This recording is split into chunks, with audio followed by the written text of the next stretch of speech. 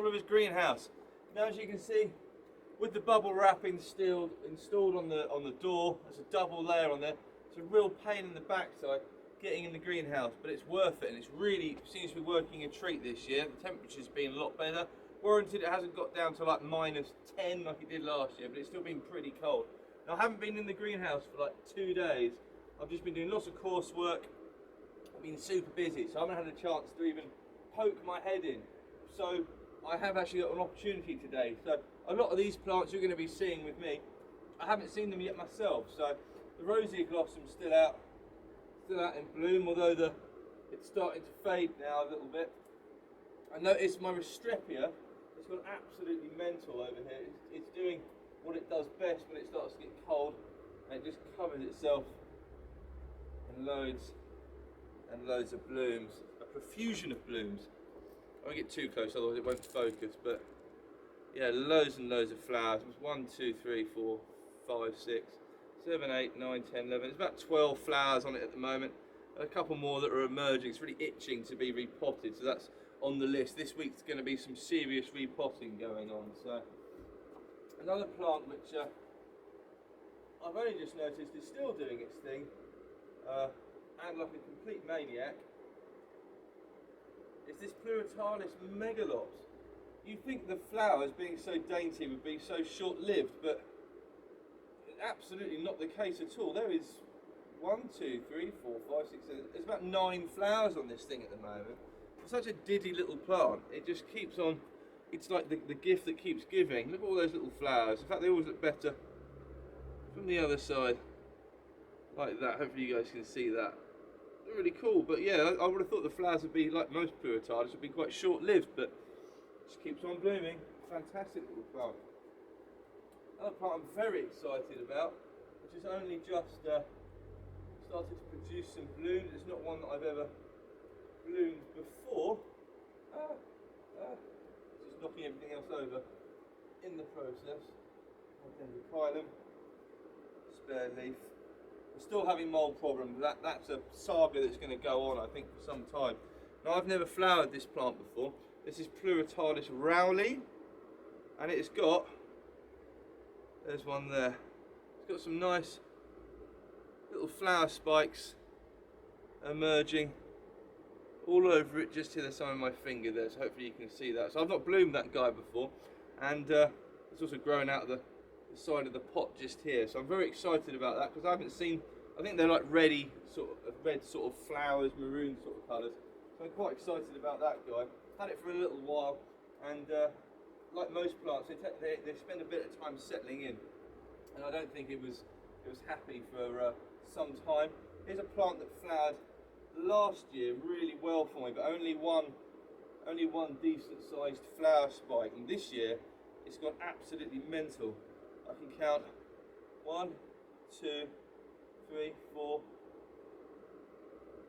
5, 6, 7, 8. It's about 9, no 10. There's about 10 flower spikes on this, and this is a really cool plant. It's got the most beautiful blooms. So this is Pluritalis Restrepioides, and I think if you go to my Instagram account, there's a picture of this guy in flower. But this year it's producing these nice big long flower spikes, and it's absolutely covered in them. So this is going to be an incredible show this year. This would be one I'd definitely put in a show, because it's going to look so nice. Even the little Pinguiclias are growing quite happily in the base of the media there. So yeah, that's really, really cool, and it produces loads of kikis really easily. You can see one just down here by my fingers. You can see the roots that are just there. That's actually going to bloom. It's actually got an emerging flower spike on it. What a lunatic! But that'll be ready to snap off and pot up after this. So that's going to be really, really cool. I'm very excited about that. Like I said, it's only ever bloomed once for me, so it'll be nice to see it having another go. So yeah, fantastic plant. What else have we got over here which is doing exciting stuff? Well, it's not fully open yet, but it's getting there. The Oncidium satoanum, formerly Ornithorhynchum, has produced some very wonderful, sweet-smelling blooms.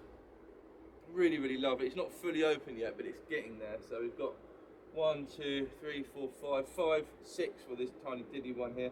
6 really decent sprays of flowers, and also one of my hairs, which is seemingly on one of those. But yeah, the scent this thing gives, it just fills the whole greenhouse up with this very sweet perfume. It's lovely. It's just one of those. It's one of those plants I've had for such a long time. It got ate by a rat at my last grow space. The rat came, chewed its way up through the sewers, through the little plastic cover, and decided that this was the most delicious thing in the conservatory, and ate this. And it was sort of touch and go for a while. I repotted it, and it seems to have recovered now. And obviously, it's showing its appreciation for my care by covering itself in stunning bloom. So yeah, great plant that is.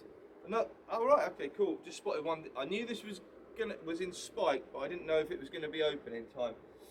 One of the bulbophyllums, and I've got a big announcement about one of the others as well, because I'm pretty sure that's going to flower. And I've had it for like 7 years. It's never done a sausage, so hopefully this year is going to be the first year that it does something cool. I'm going to get it out of here without breaking anything. Okay, so this was I think this bulbophyllum was originally sold to me as like Flabellum veneris, and it's actually just a dirty great big Rothschildianum, which isn't a bad thing. I'm not complaining. It's got a flower spike up here which hasn't opened yet. You can probably see that, and then this one down here is already open. So I'll bring it in a little bit closer so you can have a look. Beautiful flowers with these sort of like flag-like hairs at the top of the flowers, and it's another one that just smells absolutely awful. Definitely one of those ones that smells like dead thing. I'll zoom in quickly and we'll have a look at some of the blooms.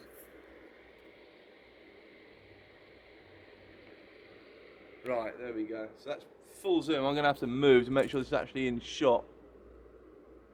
Where is it? Where's my hand? There we go.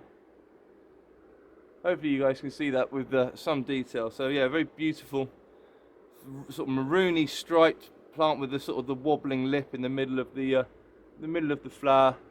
And unfortunately, yes, it's another one of those ones that just stinks. It smells really, really awful. I'll zoom you back out again. Where are you? Having a terrifying close-up of my nostril hair probably from there. There we go. Right, brilliant. So yeah, that guy's in bloom. It bloomed last year. Only one flower spike. This year we've got 2 flower spikes. And to be honest, it's getting to that point where it's probably ready for division now. So once that's finished blooming, we'll look at chopping that guy up, I expect, and making a few more plants out of him. And he sort of sits right over the back behind a lot of my other plants, out of the way. Hand him back up in a position where he's not going to fall over or make a tit out of himself. Right, lovely. What else have we got to look at? There is a purpose for this video, but we're getting there. We're not at that point yet, but we will be discussing it. But loads of flowers on my brassica, loads of flower spikes on my brassica. I'm still going to leave the plants we put into the spag and bag situation for another week. They're still green, okay? They haven't completely died yet, which is fantastic. But I don't know, some of them aren't looking quite as chlorophyll filled as they were when we put them in the bag. So we'll have to have a look at some of those. I reckon some of them probably died. So no great loss. Right, there we go. If I can get it out without breaking it. Here's a cool plant with a dead leaf. Need to get rid of that. A few dead leaves here. This is Utricularia reniformis, and it's grown. So I picked this pot up the other day. I picked it up. And I was like, oh my god, what's going on? It's grown so much for a plant that produces so little above ground. There is so much going on in this pot. It's literally deformed the pot. It's grown so much in there. You can see there's a load of traps and stuff hanging out at the bottom just here. Loads of roots. Hopefully you guys can see that there. It's growing super, super well. And then what it did was it produced a flower spike. So I've not flowered this species before, but it's got a great big flower spike just there with some developing buds. So I'm quite excited about that. It's a nice big Utricularia to bloom, so hopefully it's going to have some really, really showy flowers. So I'm excited about that. Moving on, hang on, let me go and grab some more stuff. Pop this guy over the other side without snapping the flower spike off, because that would be ironically predictable. There we go, put them away from the side. Okay, so the cephalotus, going to be doing an update on those next week, Monday, Tuesday, when I get around to filming them, because well, we have to wait and see, but it's pretty good, to be honest. Good news, basically. That's what I'm saying. Good news. Here we go. This is the plant that I've had this thing for ages. It's definitely due a repot and a water between then and now. This is Bulbophyllum Elizabeth Ann Buckleberry. Now, I've had a sort of a love-hate relationship with this plant. I've had it for ages, like literally flipping such a long time, and it's just been one of those which is, I just haven't been able to get it quite right. It's never been quite happy. It's always been a bit of a funky plant. When it first came, it sort of had these weird sort of marks on the leaves, and still to this day, when the leaves are emerging, they're sort of like mottled. They don't look quite right. I wonder if it had, or it has got some sort of viral infection. Doesn't seem to slow any of the growth down. It grows reliably, but it's never bloomed. In nearly 10 years of ownership, it's never actually bloomed. But this year, it's produced a flower spike. Hopefully you can see that just in front of my finger, just there. It's produced a flower spike for the first time, which is quite exciting. Like I say, it's never bloomed for me before, so I'm really hoping that that's going to be a viable flower spike. I've had a quick look round it, and I can't see any more, so there's only going to be one flower spike this year, but it needs a good repot. The moss has got a bit manky in here. It needs good watering, really. So that was a bit of a turn up for the books. I need to move some of my Dracula orchids. A lot of my Masdevallias, which are down here, that need sorting out. They've got some pretty little blooms on them at the moment, emerging. Those are dead leaves, and a little bit of tip dieback as well, which is usually an indicator that the media is getting a bit salt filled, so it'll need a good clearing out. So I've got to go through that. Probably divide these up again. I've got a couple more of these as well that are already divided. Smaller plants, they're going to be going up on eBay after Christmas. The plan is to have a massive purge. I've been really lazy saying, oh yeah, YouTube community, I'm going to put loads of stuff on a well-known auction site really soon. I've done nothing. I've been really lazy, and I'm sorry, I apologise for that. But after Christmas, it's going to be a whole different ball game. I'm still talking to you. I'm just sort of tucked away down here, moving some stuff about. I've got my Dracula orchid, which really needs to get out in the sun, really. So it's a nice Dracula orchid here as well. No signs of flower spikes. I cut like a million holes in it to allow any flower spikes to escape from it. Lots of new growth. So it's kind of, this is Dracula andrete. It doesn't seem to mind a bit of the sun, really, to be honest. It's a sort of very lush grassy green colour. So yeah, anyway, after Christmas, massive purge. I'm planning on getting rid of basically the vast majority of my bigger orchids, and I'm also planning on getting rid of this bench on this side, and I'm going to build a whole wall for hanging. I'm just going to mount everything on this wall over here. Which means there's going to be some really nice choice orchids going, because well, I love Bulbophyllum, but a lot of them take up too much room, so I'll be keeping the miniature species, but basically all the big ones are going to be going, and then all the money I make from it I'm going to spend on probably a big equigenera import. I think probably just going to get loads and loads of Scaphocephalum and other unusual miniature and miniature-ish orchids, because I can accommodate them better, and I find them really, really interesting. Here's a plant which was featured in one of my other videos recently, and we were getting quite excited about the prospect of it flowering. It's not quite there yet, but it is nearly. It's nipping at the dead leaf. This was a Neolucia pulchella, and there's definitely 3 flowers. So there's one next to my ring finger just there. There's another one just down here, another one here.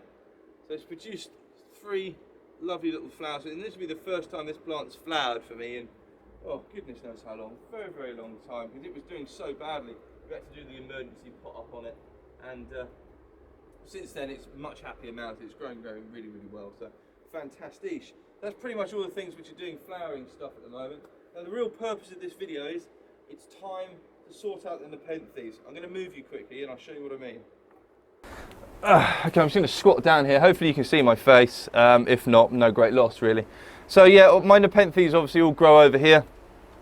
Some of them sort of like did really well through the summer, and then only really showed their displeasure a bit later on. There's lots and lots of new pictures emerging on this Fusca here. Some of them are going to be absolute whoppers. A lot of the older ones now have died off and got a bit manky, but they're doing this, you know, remember we're dealing with a vine here. They're doing this sort of like, I'm going to grow out and over everything, as they would, you know, you can't blame them for that.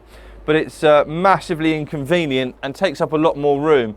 So my plan is probably, if I get a chance tonight or maybe tomorrow night, is that I'm going to do a mass repot. So loads of these are well overdue anyway. So I'm going to get them all out. I've got some bigger square pots for some of the bigger plants like these ones to go in. The Nepenthes lowii definitely needs sorting out over there because it's basically growing into every other pot. The truncatus produced just done an enormous leaf jump. It's like tripled in size. And that's also growing in the pot next to it. So I'm going to have a real purge on these. So I've got some nice canes. So I'm going to be able to prop these guys up properly so they present themselves in the most aesthetically pleasing manner possible. And that's what that's what the remainder of this video is going to be on.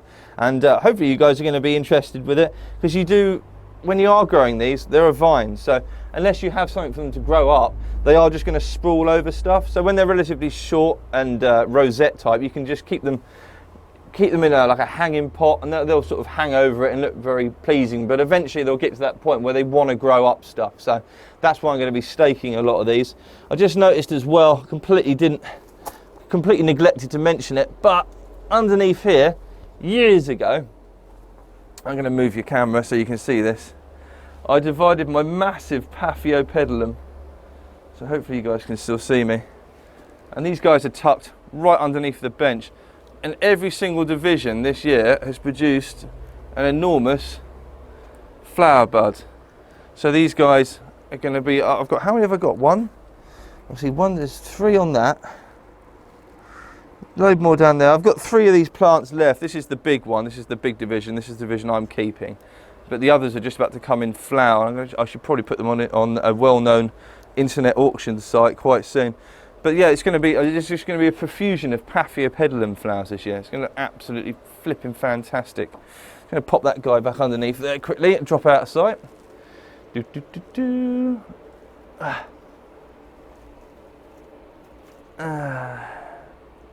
There, and I'm back again. Excellent stuff. The flower spike on the Helianthora is still alive and growing as well. It's growing a bit longer.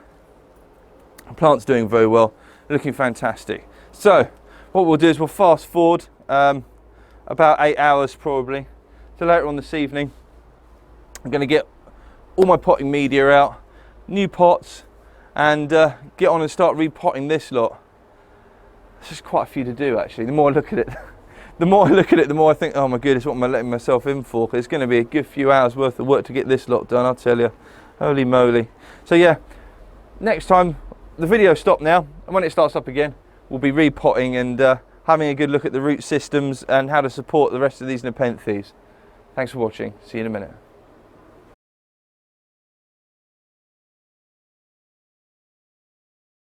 Hello.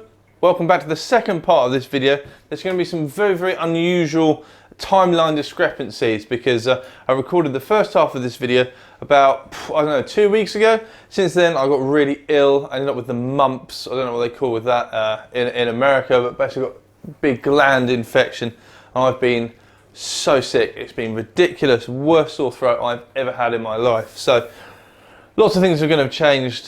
Some of the other videos which will be coming up, you're going to be like, hang on a minute, it's in the last video, this plant that he's showing us was in bloom and now all of a sudden it's not. So I apologise for that. It's going to be a bit weird, but like I said, I've been very ill, so the next few videos will sort of jump all over the place, timeline wise. So anyway, in this video, it's pretty overdue, but as I mentioned previously, I think, I haven't actually gone back and watched the first part of this video, so I can't remember what I said, but a lot of my Nepenthes have started to vine, and this one's not too bad because I sort of propped it up with a stick, but some of them are doing I'm going to flop all over the place and grow at very peculiar angles like this. So this video is going to be me sorting that problem out basically. There's also some basal rosettes on that one as well, which is unusual. Some dead pictures, we're going to clear up some of those. But I've bought some canes, okay, so I'm going to be using these to stake the floppy plants, stop them from sort of growing at really weird angles. We can give them something to grow up, they're going to be a lot happier, they're going to present their pictures better, and the whole form of the plant's going to be better.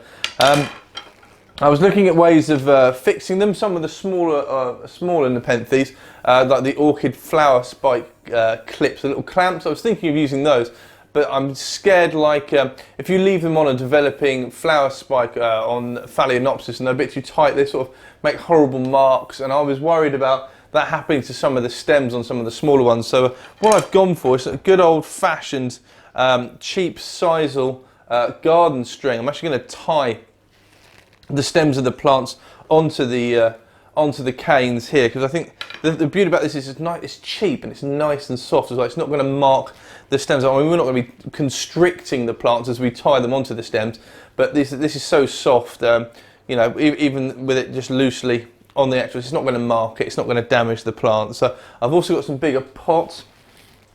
I left them over the back here, some nice new ones, because these guys here, like most people who grow in greenhouses, you inevitably end up running out of space. So as I've said in previous videos, next year 2019 there's going to be a big purge in the greenhouse.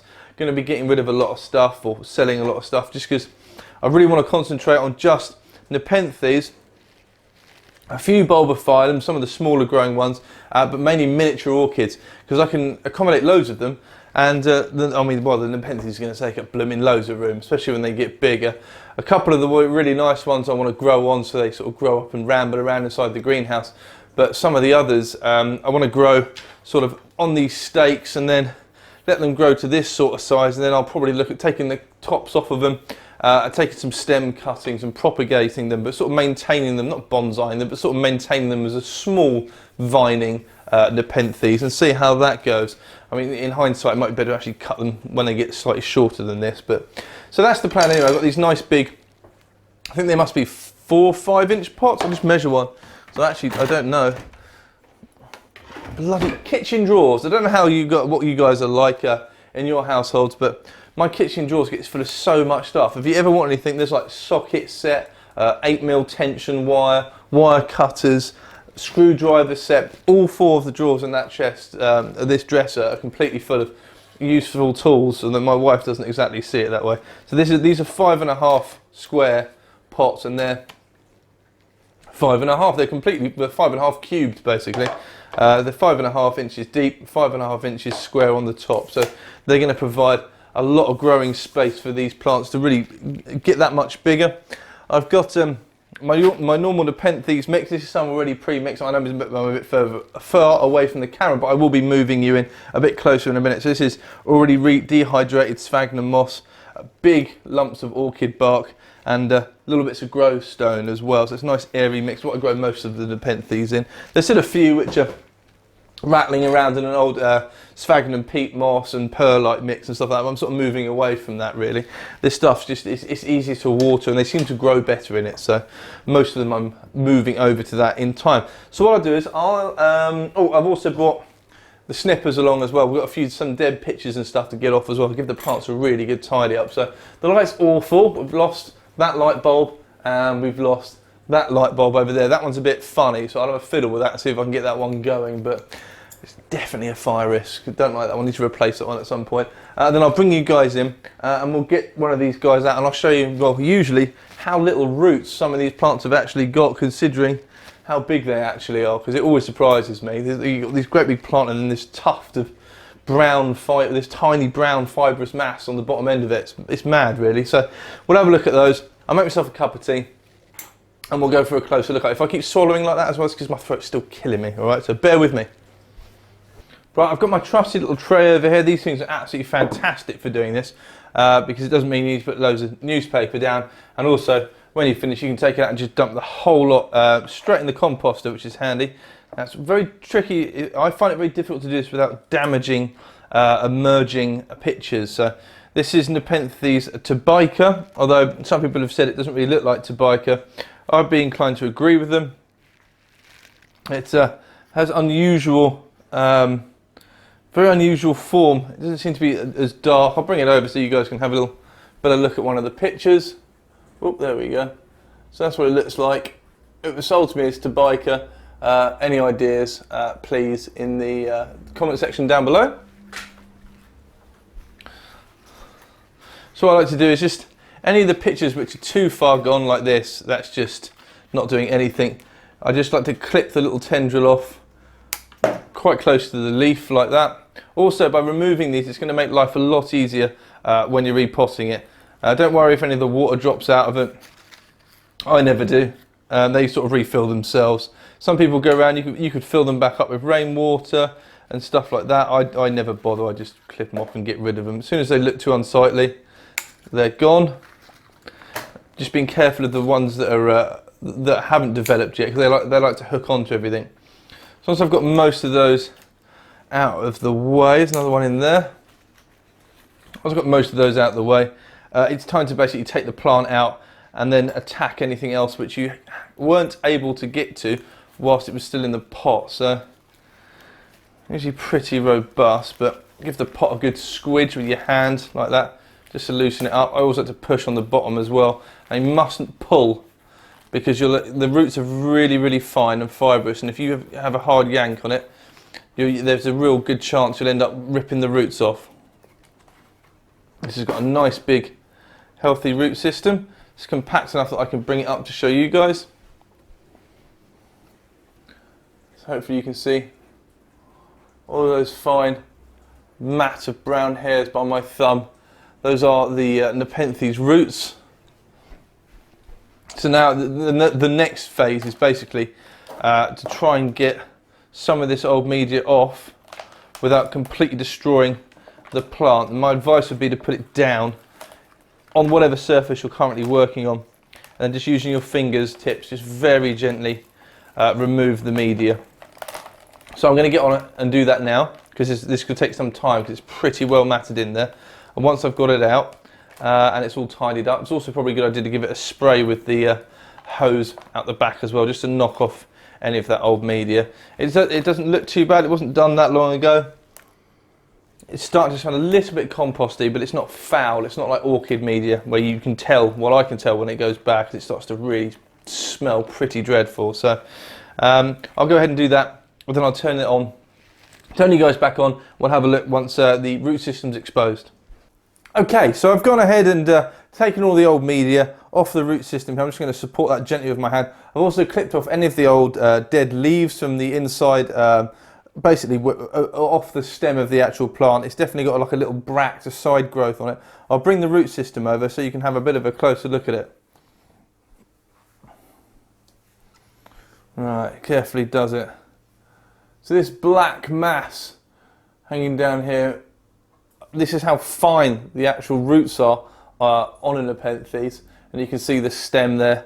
Need to sort of bury it up to about this point, up to the root collar when we repot it. So yeah, this is why you've got to be super careful, because these black roots break really easily. So I'll pop this over to one side here, and what I'm going to do is start getting one of these larger pots like this, filled up with this media here. I need to add a little bit more bark to it. That's a little bit rich in growstone as far as I'm concerned. A little bit more sphagnum moss. I've got some more sphagnum moss soaking over there. And I'm going to go ahead and repot this guy. But at the same time, as I'm repotting it, what I'll do is I'll place one of these bamboo canes in the pot like this, with the plant orientated in the desired way. So this will be in here like this. And then what I can do afterwards, once it's all popped in, then it's all upright, I can support the actual plant using the cane. So I'll go ahead and start getting this ready now. I'll pot it up and then we'll have a look at tying this off. Okay, so I've finished that guy there. What I've done is I've tried to orientate him in such a way that he's presenting this new basal rosette off to the front of the plant, like this. So we've got basal rosette out here, it's just poking out over the top of the pot there, and I've put the cane nice and close to the stem, so I should be able to affix it to that. I'm not entirely sure whether I'm going to need to right now, but for the purposes of this video, I'm just going to tie a loose. I'm going to do it anyway, actually, to be honest, because I think it's going to flop around. So I'll bring it over. So here's the basal rosette. Hopefully you guys can see that. It's hard to see on this camera. Yeah, that's excellent. So the basal rosette's located here, and the stem, if I turn it around the other way, you're going to see, because the stem of the plant was leaning sort of away from the direction of gravity, it had sort of an S-bend in it. I've brought it back towards the cane here, and I'm just going to tie it off there with a piece of that string, just to stop it from moving around. And it looks really good, actually. It looks like I like it like that. yeah, it's very pleasing. I find that to look at. So I'll tie that off with a piece of string, and that'll be that guy there done. What we're going to do is simply pass a length of the sisal through here. All I'm going to do is a double overhand knot, a granny knot on that just there. That guy, little, trim the tail ends off like that, and there we go, all done, nice and solid now. Okay, so there we have it, a very simple yet reliable way of supporting and training your Nepenthes once they get over a certain size, because they are a vine, they are going to have a propensity to sprawl all over the place, which is fine when they're a little rosette, but once they start getting a bit bigger than this, and you can see how sturdy that is now, it's worth giving that little extra support. And you can train them, hypothetically, I mean, you could train them into all sorts of weird shapes. I've certainly seen those unusual sort of bent bamboo poles which go round in a circle, not in a circle, but they're sort of like that shape.